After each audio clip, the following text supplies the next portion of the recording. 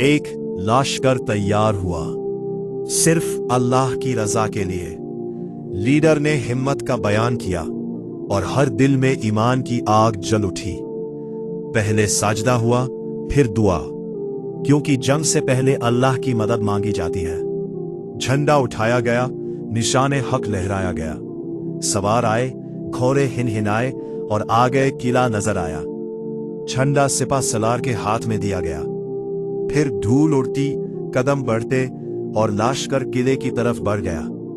किले के दरवाजे बंद थे, तीर और पत्थर बरस रहे थे, लेकिन एक मर्द मुजाहिद आगे बढ़ा, तलवार निकाली और नाराए तकबीर बुलंद हुआ।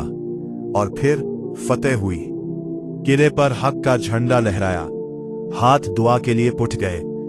ये सिर्फ जंग नहीं थी, ये ईमान, सब्र और तवक्कुल की जीत थी। अल्लाहु अकबर।